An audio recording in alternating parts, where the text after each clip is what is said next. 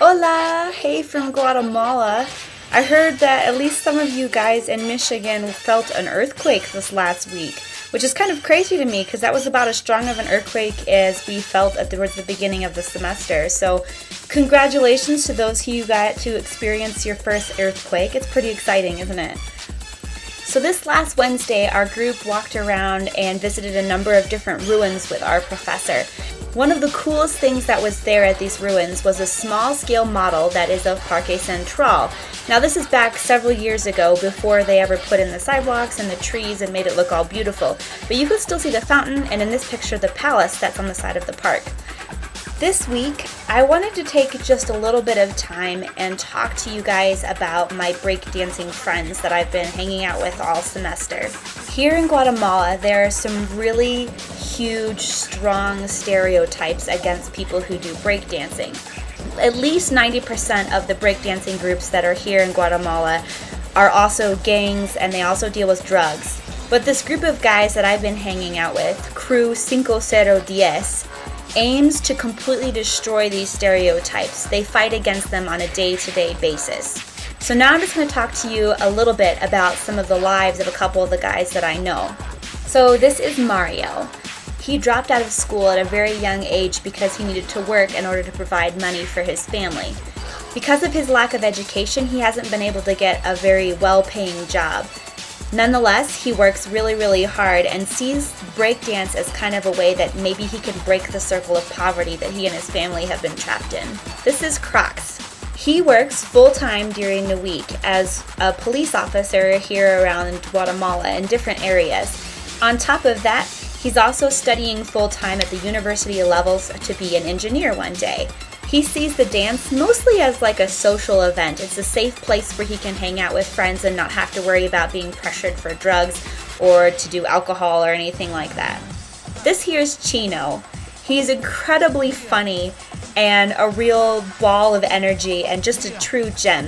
His family is a bunch of vendors that sell handmade Mayan clothing, and Chino makes a lot of bracelets. His family really struggles financially, and after Semana Santa, they actually moved to Lake Atitlan, where the tourism industry is better.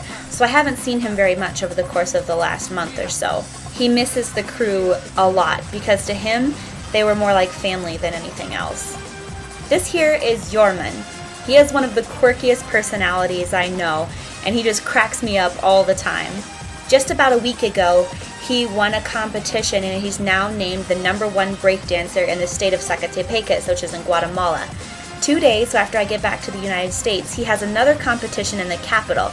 This one will name the best breakdancers in all of Guatemala, and the winners there will go to a Central American conference a little after that.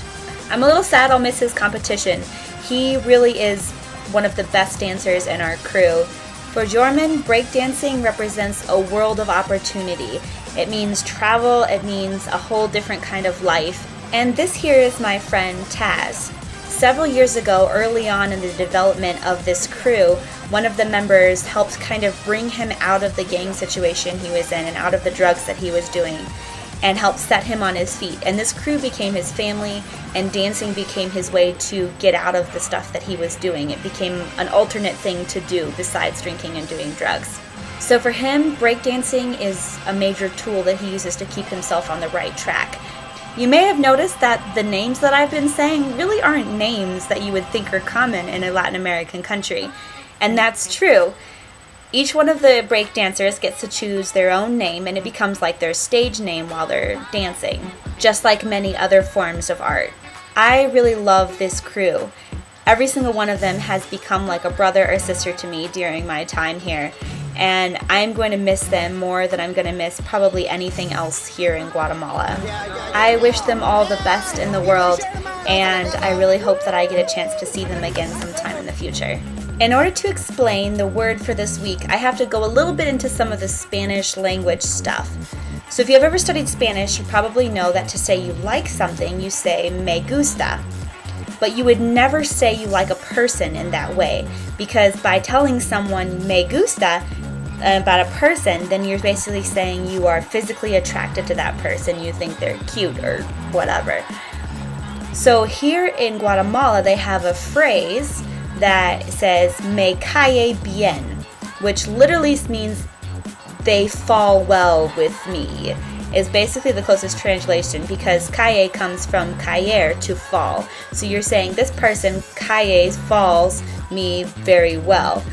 Or you can say me cae mal, they fall bad to me, which is saying you don't get along with that person at all. You can also say me agrada, that person agrees with me, like their personality is agreeable to me. But you never want to tell a person you like them by saying me gusta, because that kind of has some other significance to it. Just be on the safe side and say me cae bien. So, you know what's crazy to think about? I have a little over a week and a half left here in Guatemala, and that's it. I've been kind of sad the more I've been thinking about that I have to leave. I'm really excited to see some of my family, but at the same time, I'm kind of leaving a family behind here in Guatemala as well. I know now that Guatemala will always be a part of who I am, and it's really helped shape some of the ways I view people and the world and the way I think about things. So the next couple of weeks, I'm going to be talking first off about all of the things I love about Guatemala, and then my last one after I get back, I'm going to talk about a little bit about how I've grown as a person and the things I've learned in this experience.